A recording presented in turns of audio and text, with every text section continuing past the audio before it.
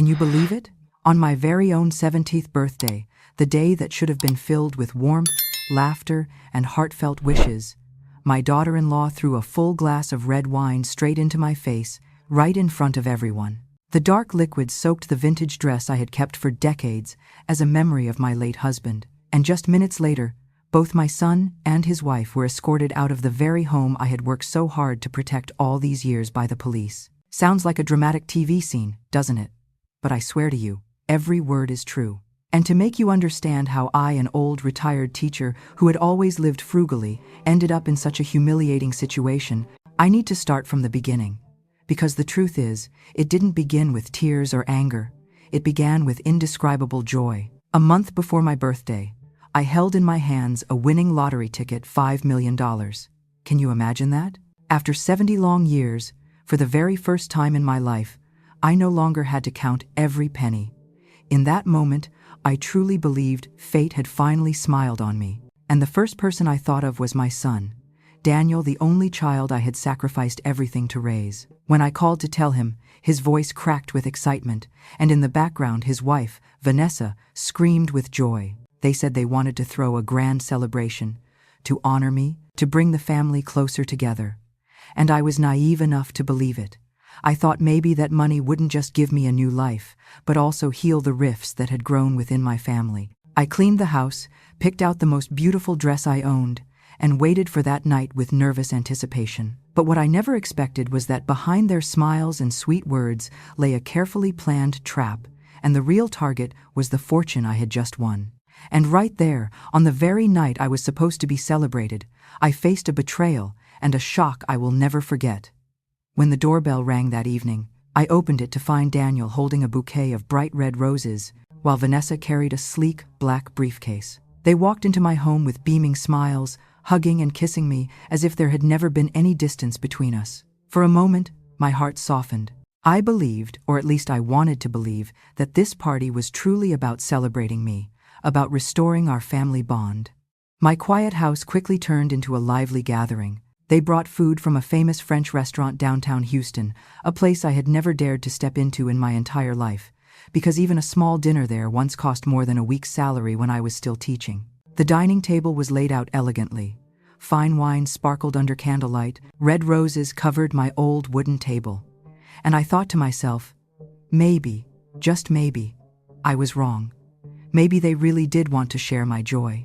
We raised our glasses. Daniel looked at me with pride in his eyes, while Vanessa leaned in every so often to compliment the house, even admiring the little keepsakes she used to call outdated. I smiled, happiness tinged with unease, because deep down, a question echoed in my mind.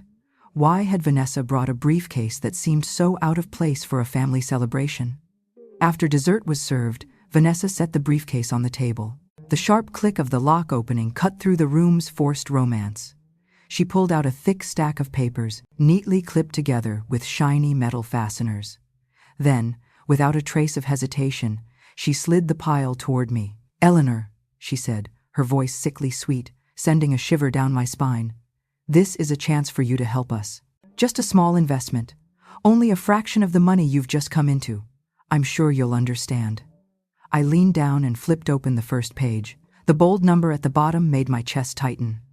1,246,0. My eyes blurred as I turned a few more pages, seeing bank names, credit companies, credit card bills, even commercial loan contracts, all under Vanessa's name. I lifted my head and stared straight into her sparkling eyes. $1,246,000? How could you possibly be in debt that deep? Vanessa smiled, but it was cold. Business, image, the essentials of building a future. It's not a mistake, it's an investment. And now, with the money you have, everything can be taken care of. All you need to do is sign. Daniel placed his hand on my shoulder, his voice pleading. "Mom, you've got $5 million. Help us get through this rough patch. You'll still have more than enough. We're family. Family takes care of each other."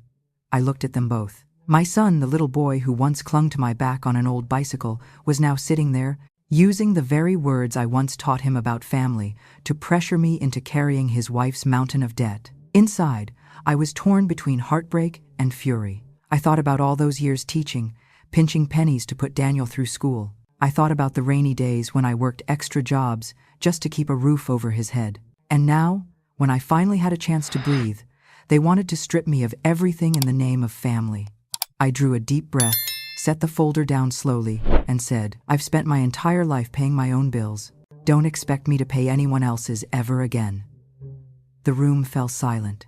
The candles still burned, the wine still glowed red, but the atmosphere had turned into a battlefield of tension. And that was only the beginning of the real storm.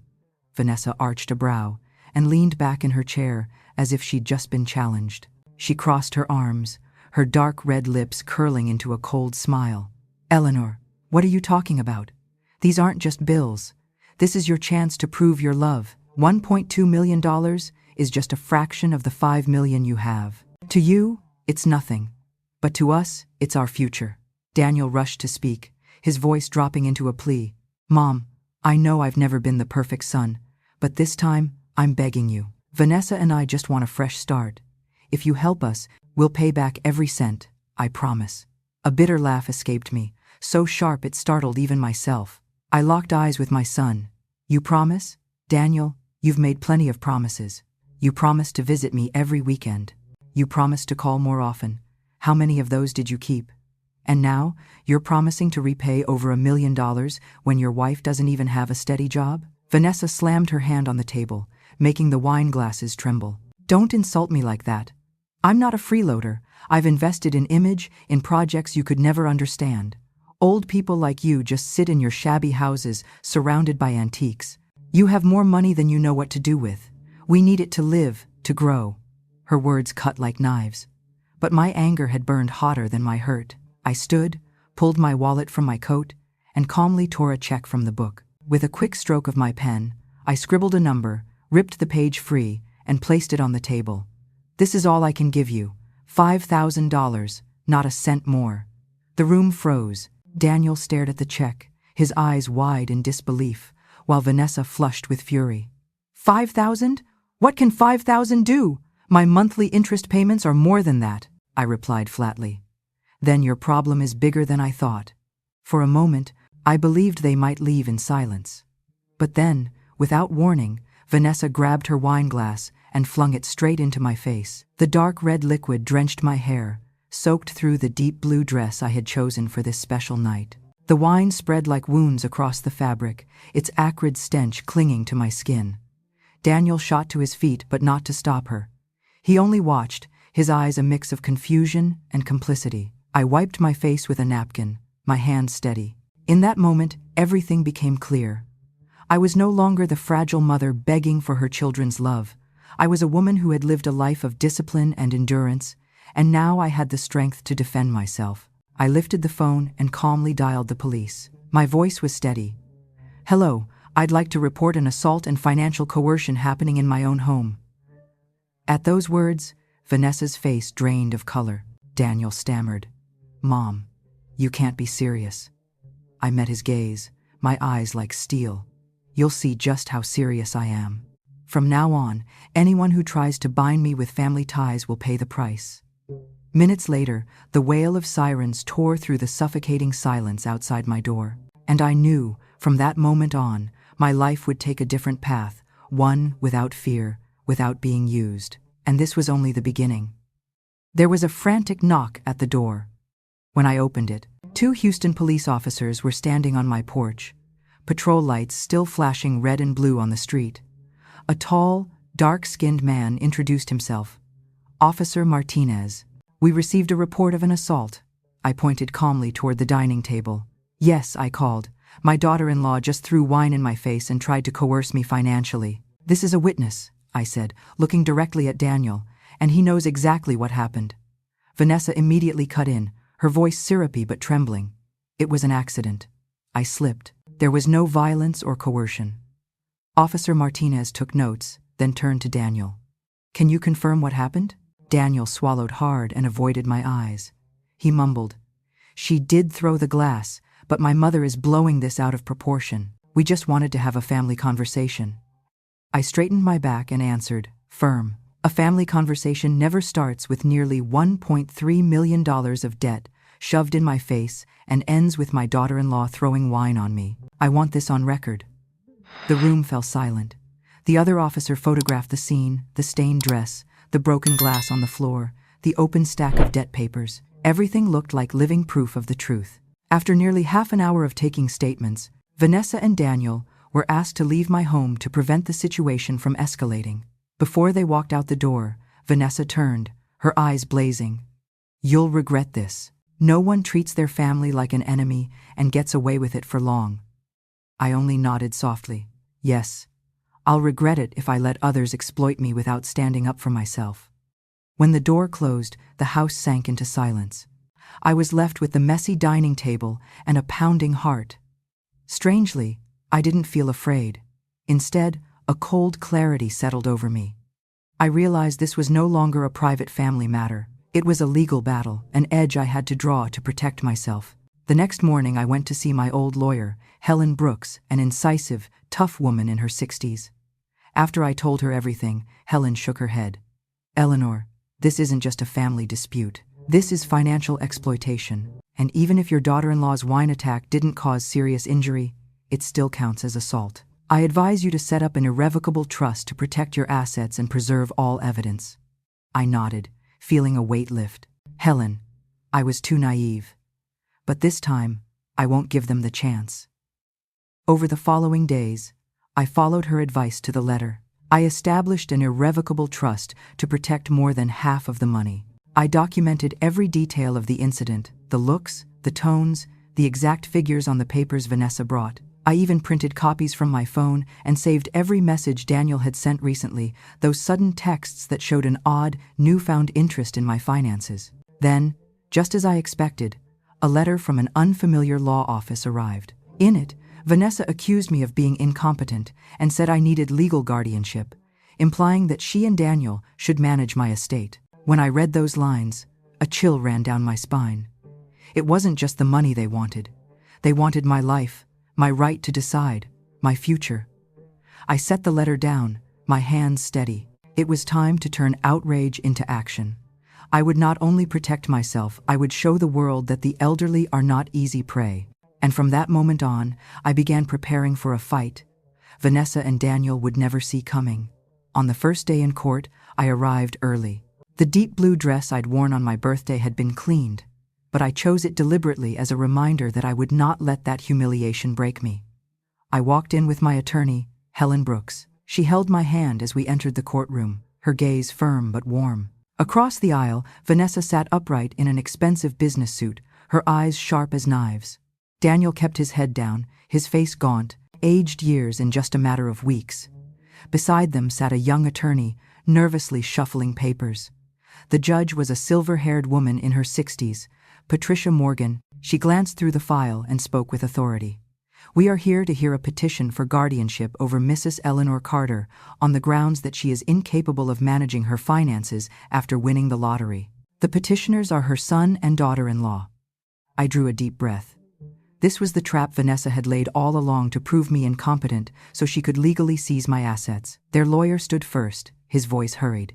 "Your Honor, Mrs. Carter has made irrational decisions, refusing to financially support her family in their time of need, despite her ability to do so. We believe she is under outside influence, shows signs of diminished capacity, and requires a guardian." I almost laughed in disbelief, turning my refusal to pay their debts into evidence of incapacity. Then Helen rose calmly. "Your Honor, what we have here is not an incompetent mother, but a courageous one refusing to be exploited. We have evidence. A police report documenting Vanessa's assault, financial records of debts exceeding $1 million, and threatening messages Mrs. Carter received after declining to pay." Helen handed over the file. I watched Judge Morgan frown as she turned each page. With every figure, every loan, her expression grew heavier. Vanessa lost control. She shot to her feet and shouted, "None of this is my fault. It was all for building a future for this family. She's old, she doesn't need the money anymore." The courtroom erupted in murmurs. The judge banged her gavel sharply. "Order, Miss Walsh. This is a court of law, not a place for your outbursts." Finally, Daniel spoke, his voice trembling. "Mom, I'm sorry, but I think you're being too harsh. I just wanted our family not to fall apart." I looked at my son. my heart aching, but my words were steady. You call this family? Family doesn't use love as a weapon to force a mother into signing away her fortune. Family doesn't stay silent when his wife humiliates and assaults his own mother. Silence fell again. I could hear pens scratching, wooden chairs creaking. At last, Judge Morgan closed the file and delivered her ruling. After reviewing the evidence, I deny the petition for guardianship. There is no indication Mrs. Carter lacks capacity to manage her finances. On the contrary, I find strong evidence of financial exploitation by her son and daughter-in-law. I am issuing a restraining order, prohibiting them from approaching or pressuring Mrs. Carter financially. Furthermore, I caution the petitioners, bringing unfounded claims of this nature again will result in severe sanctions. In that moment, my blood rushed hot, not with anger, but with deep satisfaction. I had won, not just for myself, but for everyone who had ever been turned into a family ATM. Vanessa's face went pale, her lips trembling wordlessly. Daniel bowed his head, shoulders slumped in defeat. I walked out of the courtroom into the blazing Texas Sunday. I knew the battle wasn't over. But I also knew I had reclaimed my freedom, and from now on, no one would ever exploit me again. After the trial, my life turned a new page. Local media picked up the strange case. A mother dragged to court by her own son and daughter-in-law, accused of being incompetent, all because she refused to pay off their debts. Headlines blared. 70-year-old mother defends her fortune against family plot. Neighbors came by, shook my hand, and told me I had become an inspiration to countless older people who are often dismissed and exploited. Meanwhile, news about Vanessa spread quickly. She lost her job, her reputation shattered as her debts and lavish lifestyle were exposed to the public. Creditors closed in, and eventually she was forced to file for bankruptcy. Once the woman flaunting designer shoes and luxury handbags, Vanessa now faced a harsh reality. No money, no power, and no one left to lean on. Daniel, my son, spiraled into crisis. His career was in jeopardy, as his wife's financial scandals threatened his federal security clearance. One late afternoon, he came to my door, eyes heavy with sorrow. When I opened it, he looked like a lost little boy. "Mom," he whispered, "I was wrong. I let Vanessa lead me, let ambition blind me. I forgot that you were the one who raised me, not credit cards or flashy parties. I'm sorry." I stared at him in silence. The pain was still there, but deep inside, I knew Daniel was still the same child I once pedaled to school on my old bicycle. I sighed and placed my hand on his shoulder. "I can forgive you, Daniel, but trust is something you'll have to rebuild, and you must understand, love should never be tied to money." He lowered his head, tears spilling onto the porch. I knew the road ahead for Daniel would be hard, but at least he had learned his first lesson. Family should never be used as an excuse to exploit one another. In the days that followed, I decided to set aside part of my fortune to create a foundation called Living with Dignity. Its mission, to support elderly people who are exploited financially or abused emotionally by their own families. I wanted to turn my pain into strength to protect others, and when I saw the small plaque outside my lawyer's office with my foundation's name, I felt a weight lift from my chest. This was the legacy I wanted to leave behind. Sitting in my little garden, breathing the fresh air, I realized something. Money doesn't change people, it only reveals who they truly are. But because of this ordeal, I found my courage again. I found the true value of freedom. And I want to tell you, the one listening to this story, never let anyone, not even your own family, use love as a chain to force you into what's wrong. Love deeply, but know your boundaries, because real love never needs a bank balance to prove it. If this story touched something in your heart, leave me a comment and tell me your thoughts. Would you have the courage to stand up for yourself if you were in my shoes? Share this video with your loved ones so they too can recognize the true value of family. And don't forget to hit subscribe, because there are many more true stories, many more lessons of tears and courage waiting for you.